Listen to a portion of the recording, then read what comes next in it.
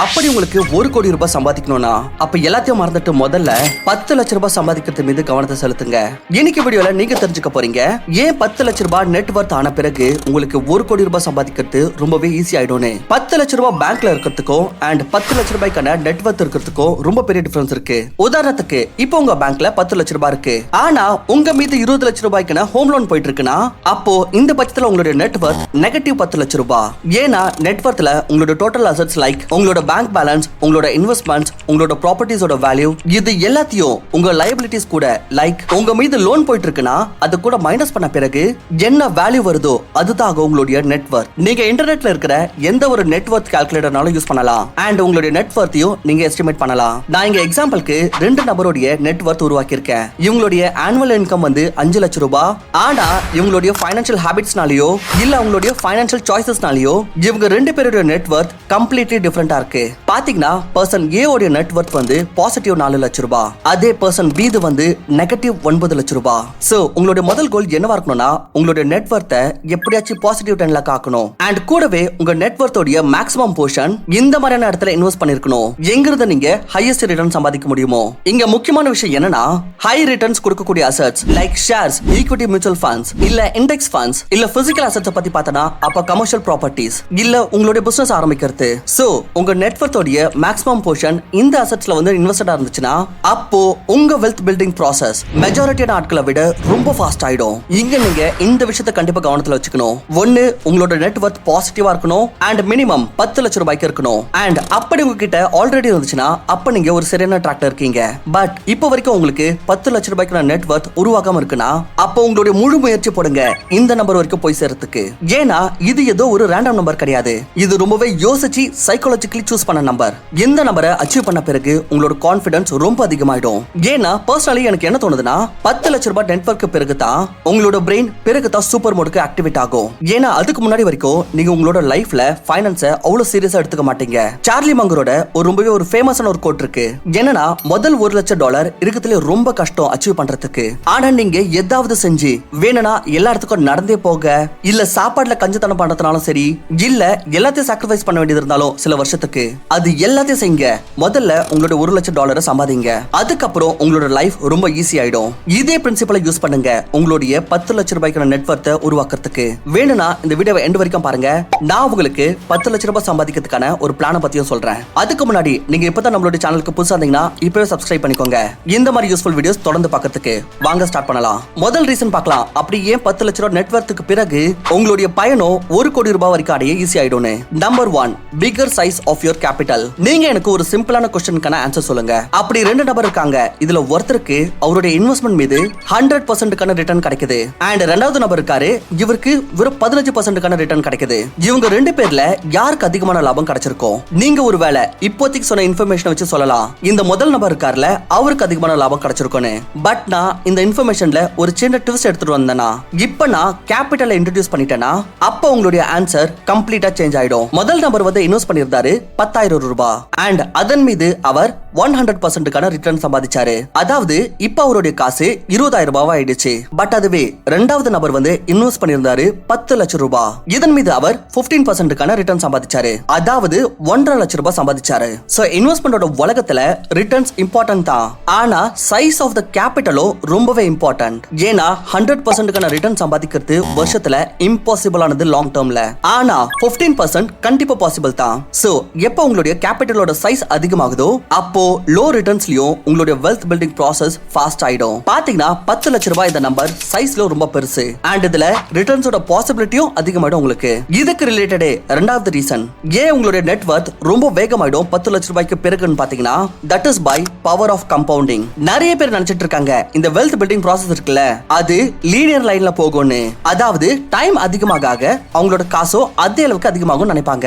ஆனா ரியாலிட்டியில wealth building process நான் இப்ப சொல்ற மாதிரி இருக்கும். உங்களுடைய முதல் சில வருஷத்துல உங்களுடைய ரிட்டர்ன்ஸ் அவ்வளவு பெருசா தெரியாது. ஆனா டைம் அதிகமாக அண்ட் கம்பவுண்டிங் அதோட வேலையை ஸ்டார்ட் பண்றப்போ அப்ப உங்களுடைய வெல்த் ராபிடா வளர ஆரம்பிச்சிடும். ஒரு ஜே கர்வ் மாதிரி. ஏன்னா கம்பவுண்டிங் பாத்தீங்கன்னா இது ரொம்ப சிம்பிள் தான், ஆனா ரொம்ப மேஜிக்கல் ஆனது. அப்படி நீங்க முதல் வருஷம் 10,000 ரூபாய் இன்வெஸ்ட் பண்றீங்கன்னா அண்ட் நினைச்சுக்கலாம் உங்களுக்கு அந்த 10,000 ரூபாய் மீது 10% ரிட்டர்ன் கிடைக்குது. அப்போ ரெண்டாவது வருஷம் உங்களுடைய இன்வெஸ்ட்மெண்ட் வேல்யூ பாத்தீங்கன்னா அது 11,000 ரூபாய் ஆயிட்டு இருக்கும். இப்போ நெக்ஸ்ட் இயர் இதே 11,000 ரூபாய் மீது உங்களுக்கு 10% ரிட்டர்ன் கிடைக்குதுன்னா அப்போ உங்களுக்கு 10,000 ரூபாய் கேபிட்டல் மீது கூடவே 1000 ரூபாய்க்கான இந்த இன்ட்ரெஸ்ட் கிடைச்சிருக்குல்ல, இது ரெண்டு மீதுமே உங்களுக்கு இன்ட்ரெஸ்ட் கிடைக்கும். சோ இந்த காரணத்தினால தான் உங்களுடைய நெட்வொர்த் எப்ப 10 லட்சம் ரூபாய் டச் ஆகுதோ அப்போ உங்களுடைய ரியல் கம்பவுண்டிங் ப்ராசஸும் ஸ்டார்ட் ஆகும். இதனால உங்க வெல்த் கிரியேஷன் ப்ராசஸோட ஸ்பீடும் அதிகமாகும். ஃபார் எக்ஸாம்பிள், உங்களுடைய 10 லட்சம் ரூபாய் வந்து இன்வெஸ்டடா இருக்கு அண்ட் ஒவ்வொரு வருஷமும் உங்களுக்கு 15% ரிட்டர்ன் கிடைக்குது.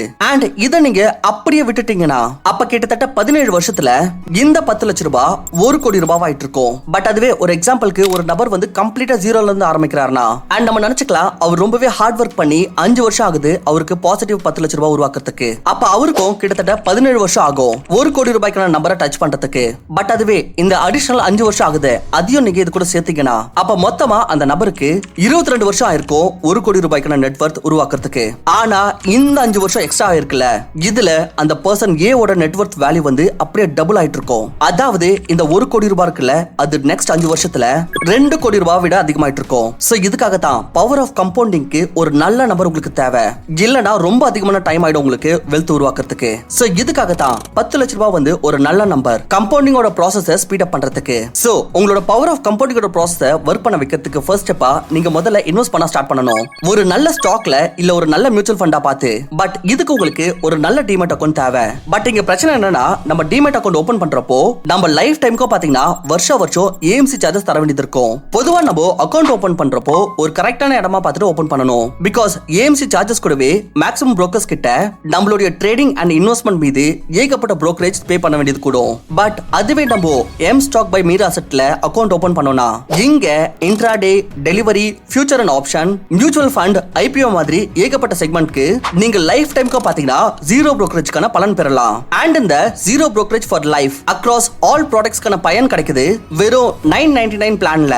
அண்ட் இது இல்லாம அடிஷனல் 999 ஒன் டைம் பேமெண்ட் பண்ணி நீங்க லைஃப் டைம்க்கு ஏஎம்சி சார்ஜஸ்ல இருந்து விடை பெறலாம். எம் ஸ்டாக்ஸ் உடன் உங்களுக்கு one of the lowest interest rate, அதாவது வெறும் 6.99% இருந்து மார்ஜின் ட்ரேடிங் ஃபெசிலிட்டி கிடைக்குது.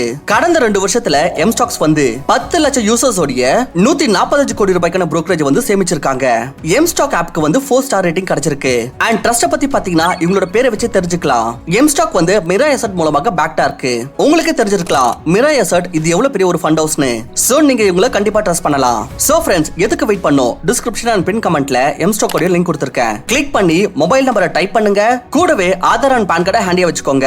5 நிமிஷத்திலேயே உங்களோட டிமேட் அக்கவுண்ட்டை ஓபன் பண்ணிடலாம். இப்ப பார்க்கலாம் மூணாவது ரீசன் ஏன் உங்களுடைய வெல்த் பில்டிங் ப்ராசஸ் ரொம்ப ஃபாஸ்ட் ஆயிருது, நீங்க 10 லட்சம் ரூபாய்க்கான வெல்த்தை உருவாக்கணும்ன்றது பாத்தீங்கன்னா நம்பர் 3 இம்ப்ரூவ்ட் ஃபைனான்சியல் நாலேஜ். அப்படி நீங்க 10,000 ரூபாய் இன்வெஸ்ட் பண்ணணும்னா அப்ப மக்கள் ரொம்ப அதிகமா ரிசர்ச் பண்ண மாட்டாங்க அண்ட் எந்த ஒரு நாலேஜும் கெயின் பண்ணணும்ன்றத பத்தியும் கவனம் செலுத்த மாட்டாங்க. ஆனா உங்களோட கேபிட்டல் இது அதிகமானதுமே மக்கள் ரிஸ்க் மேனேஜ்மெண்ட்டை பத்தியும் யோசிக்க ஆரம்பிப்பாங்க. அதாவது அவங்க இன்வெஸ்ட்மெண்டோட சேஃப்டி பத்தி ஃபோக்கஸ் பண்ணுவாங்க. அவங்களோட கேபிட்டல் பெருசா இருந்துச்சுன்னா சோ இதுக்காக என்ன பண்ணுவாங்கன்னா அவங்க கேபிட்டலோட போர்ட்ஃபோலியோ வந்து டைவர்சிஃபை பண்ணுவாங்க. சோ தட் கேபிட்டல் மீது ரிஸ்க் கம்மியாகும்னு. சோ அவங்க சில பெர்சன்டேஜ் ஷேர்ல இன்வெஸ்ட் பண்ணுவாங்க, சிலத மியூச்சுவல் ஃபண்ட்ல இன்வெஸ்ட் பண்ணுவாங்க, சிலர் கமர்ஷியல் ரியல் எஸ்டேட்ல இன்வெஸ்ட் பண்ணுவாங்க. இந்த எல்லா அசெட்ஸ பத்திய நாலேஜ் பத்தி தெரிஞ்சுக்கிறதுக்கான மோட்டிவேஷன் தேவையில்ல. அது ஒரு சின்ன கேபிட்டலோட நமக்கு வராது. ஏன்னா உங்ககிட்ட கேபிட்டல் ரொம்ப கம்மியா இருந்துச்சுன்னா அப்ப நீங்க குயிக் ப்ராஃபிட் மீது கவனம் செலுத்துவீங்க. இதுக்கு நீங்க சீப்பான குவாலிட்டி உள்ள ஷேர்ஸ் வாங்கிடுவீங்க, இல்ல ட்ரேடிங் பண்ண ஆரம்பிப்பீங்க, இல்ல யாரோட டிப்ஸ் மீது டிபெண்ட் ஆகி பென்னி ஸ்டாக்ஸ் வாங்க ஆரம்பிப்பீங்க. எங்க உங்களுடைய பயம் உங்களோட கேபிட்டல் லாஸ் ஆயிடும் இருக்கும்ல, அது ரொம்ப கம்மியா இருக்கும். அண்ட் இந்த லாஸ் உங்களால ஹேண்டிலும் பண்ணிட முடியும். ஃபார் எக்ஸாம்பிள் 5,000 ரூபாய் 10,000 ரூபாய் நீங்க இழந்துட்டீங்கன்னா ஷேர்ஸ்ல, அப்ப வாய்ப்பு இருக்கு இந்த காரணத்தால உங்களுடைய வாழ்க்கையில ரொம்ப பெரிய விளைவு எதுவும் ஏற்படாது. பட் அதுவே கேபிட்டல் பெருசா இருந்துச்சுன்னா ஃபார் எக்ஸாம்பிள் 10 லட்சம் ரூபாய் 20 லட்சம் ரூபாய் அப்படி இந்த காசை இழந்துட்டீங்கன்னா அப்போ உங்களுக்கு ரொம்ப பெரிய ப்ராப்ளம் ஏற்படும் உங்களுடைய லைஃப்ல.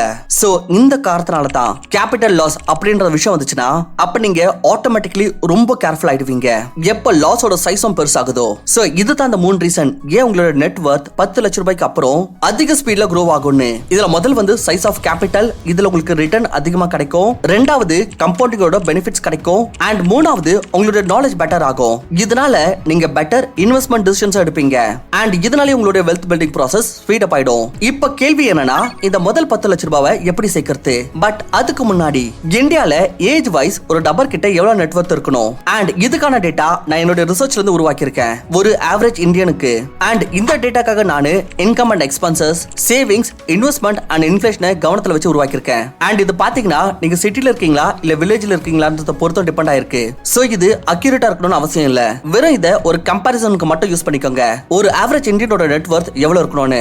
அப்படி உங்களோட ஏஜ் 25ல இருந்து 30 வயசுக்கு இடையே இருக்குன்னா அப்ப உங்களுடைய மினிமம் நெட்வொர்த் இருக்கணும் 3ல இருந்து 5 லட்சம் ரூபாய்க்கு.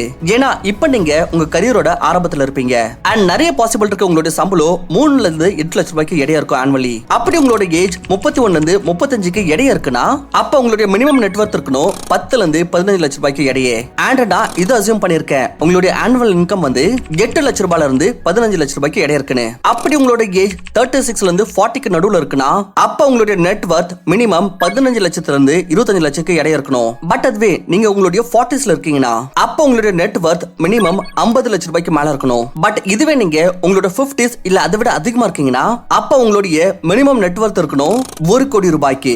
சோ அப்படி உங்களுக்கு இவ்வளவு நெட்வொர்த் இருக்குன்னா உங்களுடைய ஏஜ் வைஸ் அண்ட் நீங்க டைவர்சிஃபையும் பண்ணி வச்சிருந்தீங்கன்னா டிஃபரெண்ட் அசெட்ஸ்ல அப்ப நீங்க இந்தியாவோட டாப் இன்கம் கேட்டகரியில வரீங்க அண்ட் உங்களுடைய ஸ்டாண்டர்ட் ஆஃப் லைஃபும் மெஜாரிட்டியான ஆட்களை விட ரொம்பவே பெட்டரா இருக்கும் இந்தியால.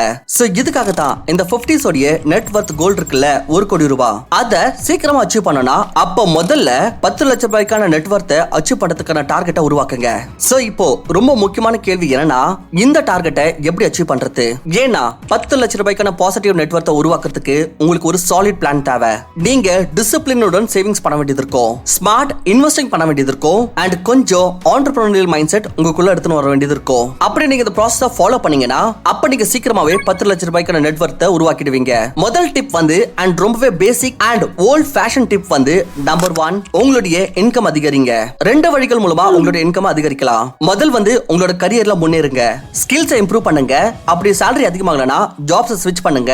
ரெண்டாவது வழி உங்களோட இன்கம் அதிகரிக்கிறதுக்கு என்னன்னா நீங்க ஒரு சின்னதா ஒரு பிசினஸ் ஆரம்பிங்க அண்ட் இதுல உங்களோட ஃபுல் டைம் எஃபர்ட்டோ ஆகாத மாதிரி இருக்கணும். இல்லனா ஃப்ரீலான்சிங் பண்ணுங்க, பசங்களுக்கு டியூஷன் எடுங்க, இந்த மாதிரி எல்லா விஷயமும் பண்ணுங்க. சோ தட் உங்களுக்கு ஃபுல் டைம் ஒர்க் கூடவே அடிஷனலா ஒரு இன்கம் வரணும். ரெண்டாவது டிப் வந்து ஸ்மார்ட் சேவிங் ஸ்ட்ராட்டஜி பத்தி.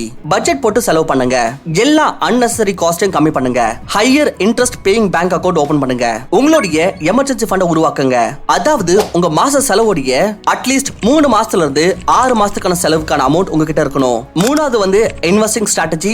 இதுல முதல் வந்து ஹெல்த் இன்சூரன்ஸ் அண்ட் டர்ம் இன்சூரன்ஸ்ல இன்வெஸ்ட் பண்ணுங்க.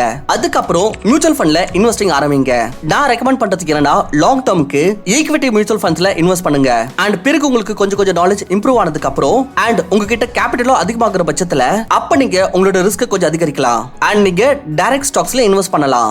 நாலாவது அண்ட் ஃபைனல் வந்து increase your passive income. Active income கூடவே பாசிவ் இன்கம்கான சோர்சஸ் உருவாக்குறது ரொம்பவே முக்கியம். பாசிவ் இன்கம்ல நீங்க ஒரு வாட்டி வேலை செய்வீங்க, இல்ல நீங்க அந்த அளவுக்கு வேலை செய்யாம இருந்தாலும் உங்களுக்கு ஒரு நல்ல ரிட்டர்ன்ஸ் கிடைக்கும். நினைச்சுக்கோங்க உங்களோட salary வந்து 40,000 ரூபாய் அண்ட் நீங்க வருஷத்துல இன்வெஸ்ட் பண்றீங்க 2 லட்சம் ரூபாய். இதுல இருந்து நீங்க 15% ரிட்டர்ன் சம்பாதிக்கிறீங்க வருஷத்துல.